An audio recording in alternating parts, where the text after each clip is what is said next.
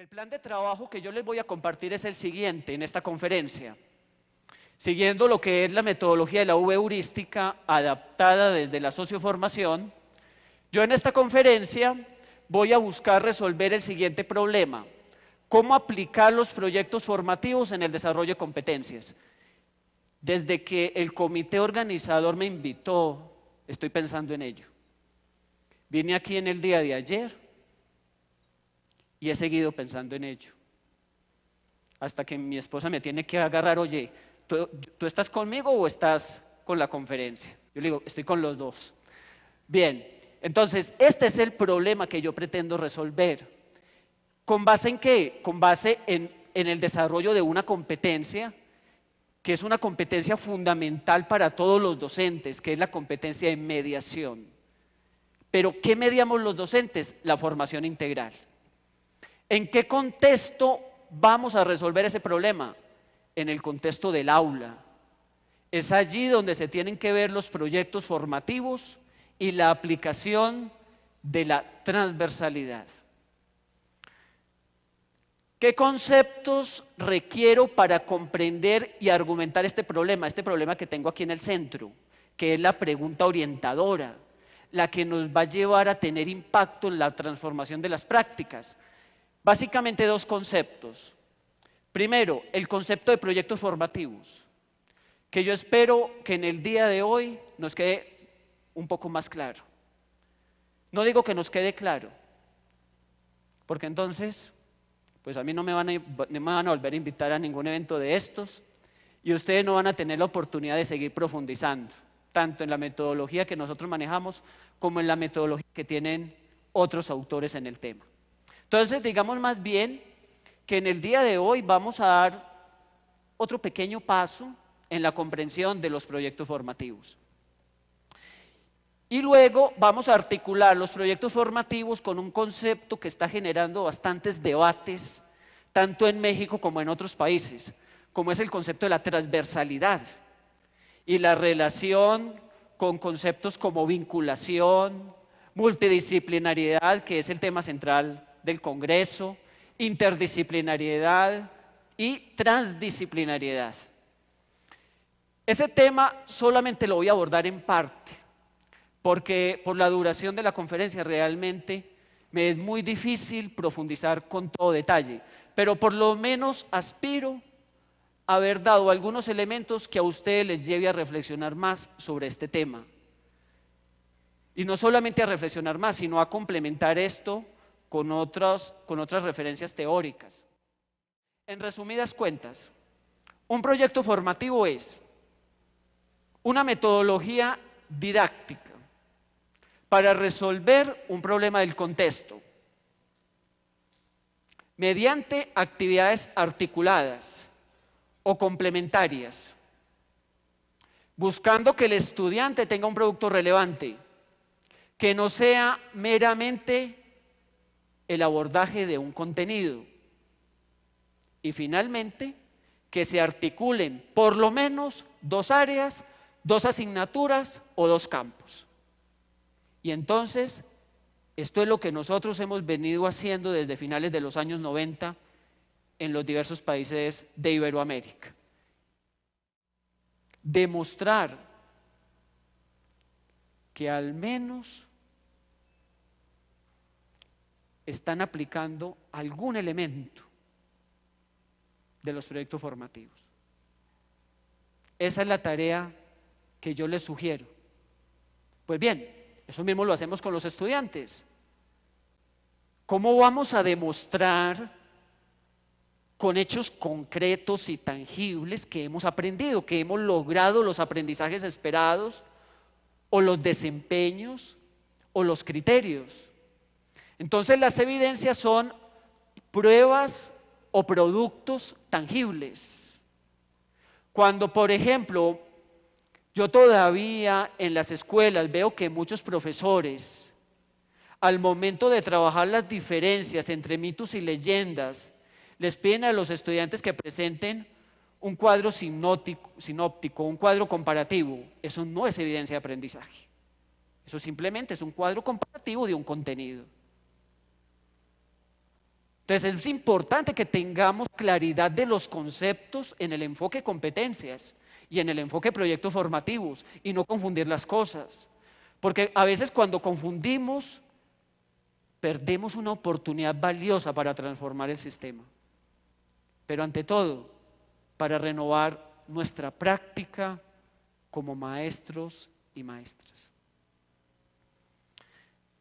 Lo que luego hacemos es plantearnos las actividades centrales que vamos a llevar a cabo para resolver este problema del contexto y lograr el desarrollo de la competencia o competencias con estos aprendizajes esperados y estas evidencias.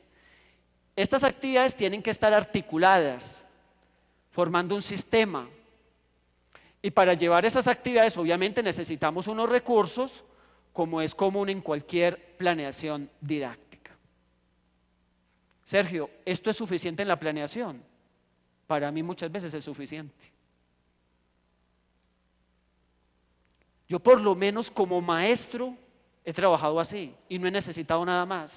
No he tenido que completar 20, 40, 100 o 300 páginas, como he visto infinidad de veces visitando preescolares, escuelas, colegios y universidades.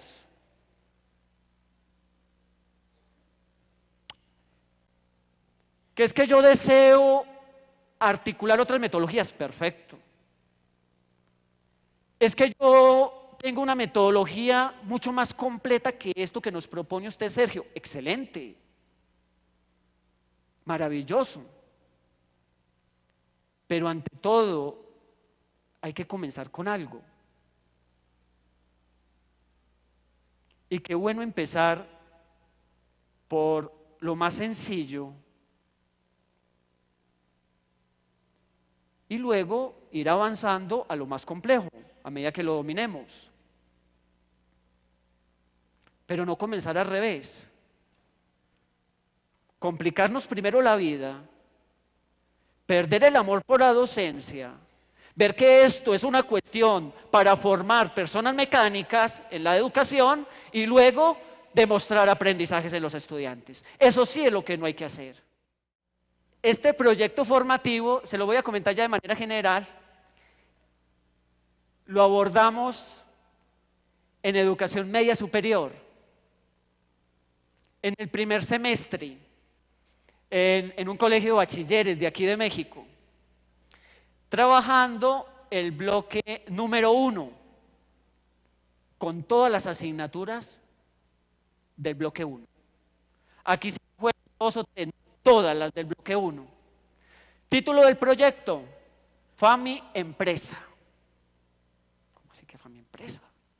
Decían los estudiantes, los profesores pegaron el grito en el cielo, los directivos dijeron, pues a ver, aquí ya vino la indisciplina. Bueno, un profesor con un grupo de estudiantes propuso FAMI Empresa, luego los demás compañeros vieron interesante esto, se comenzó a implementar, se motivaron los demás docentes y terminaron trabajando todos, hasta los directivos de este colegio de bachilleres, que eso ya le da un reto todavía más grande a este proceso porque es una institución oficial. Entonces, vamos de nuevo con la dinámica. Miren que sigo la misma metodología para esto. Transversalidad, obviamente, con todas las asignaturas del semestre 1 en el bloque 1. Contexto: la familia. Quiere decir que este proyecto se va a aplicar a las familias de los estudiantes, pero también de los docentes y de los directivos. Es muy bonito que cuando hagamos un proyecto lo podamos aplicar también nosotros. Esa es la mejor manera de darle respaldo, credibilidad y seguridad a la metodología. Porque los estudiantes observan cómo nosotros también aplicamos esto. Y eso sucedió aquí. Los mismos profesores comenzaron a motivarse tanto con el proyecto que lo comenzaron a aplicar en sus propias familias y los directivos de este colegio de bachilleres. Por eso es que yo, con la presentación de esto, Les estoy haciendo un homenaje a ellos.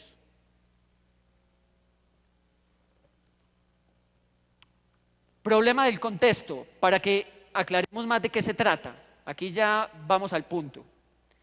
¿Cómo mejorar la economía doméstica a partir de diferentes disciplinas? Ese es el problema del contexto. ¿Cómo mejorar la economía doméstica? En otras palabras, ¿cómo vivir mejor? ¿Cómo disfrutar más? ¿Cómo tener mejor recreación? ¿Cómo tener un mejor servicio de salud? ¿Cómo tener una mejor alimentación con los recursos disponibles? Que casi siempre son escasos. Pero ahí está el juego de la creatividad. ¿Y cómo hacer eso aplicando matemáticas del bloque 1, química del bloque 1, introducción a las ciencias sociales, taller de lenguaje, inglés e informática? De eso se trata aquí. Pues bien, les voy a comentar un poquito. Yo sé que no se visualiza muy bien en la parte de atrás, pero ante todo mi intención era mostrarles el esquema y se los voy a comentar. No es necesario que se esfuercen leyendo. Esto luego lo pueden ver en algún libro o también en internet. Aprendizajes esperados.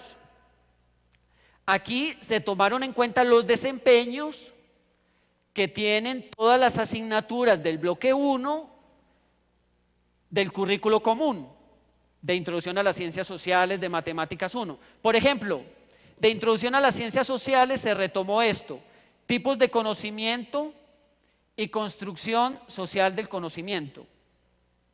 Matemáticas 1, se retomaron dos cosas: los porcentajes y la estadística descriptiva. De Química 1 se retomó lo que plantea el bloque 1, que es trabajar la importancia de la química en la vida. De taller de lenguaje y redacción se retomó toda la parte de construcción de informes, la lectura comprensiva, etc. Bien, eso ante todo como para que ustedes vean que se retomó los aprendizajes, que en este caso son desempeños. Evidencias. Aquí hubo muchas evidencias, solamente quiero mostrarles dos. Primero, un informe de diagnóstico de cómo estaba cada familia antes de empezar el proyecto. Y entonces los chicos, los profesores y los directivos hicieron un diagnóstico de sus familias, aplicando matemáticas, aplicando español, aplicando introducción a las ciencias sociales, etc. Esa fue la línea base. Segunda evidencia, mapas de conceptos. Trabajaron ante todo una estrategia que nosotros hemos venido aplicando mucho en la estructuración de conceptos científicos, que es la cartografía conceptual. Ustedes en internet pueden encontrar más referencias sobre esta metodología, que se la recomiendo para que sea también un recurso más en el trabajo con conceptos. Entonces allí los docentes trabajaron la cartografía conceptual en el bloque 1. ¿Para qué? Para apropiarse de estos conceptos claves. Otra evidencia: informe con los resultados de haber implementado diversas acciones para mejorar la economía doméstica en ese bloque 1. Y ese informe tiene que mostrar estadísticas descriptivas, media, mediana, moda, del impacto del proyecto. Bien, actividades. Primero se hizo una evaluación de diagnóstico en la familia, aplicando los conceptos de ciencias sociales que ya vimos, como también las matemáticas que se abordan en el bloque 1. Luego se planificaron las actividades para mejorar la economía doméstica de manera colaborativa, donde estuvieron presentes los estudiantes, los mismos docentes y los mismos directivos, y se llegó a acuerdos fundamentales. Después hubo una conceptualización de los saberes esenciales de cada asignatura para que los estudiantes dominaran estos saberes, pero los aplicaran en el problema. Luego se ejecutaron las actividades, se hicieron informes semanales durante la duración del bloque. Estos informes fueron tanto de manera escrita como de manera oral, en español y en inglés. Al final hubo un diagnóstico del impacto del proyecto, se socializó el proyecto en cada familia y los recursos empleados fueron básicamente los libros de texto de las diferentes asignaturas. Lo demás fue creatividad de los estudiantes, de los docentes y de los directivos.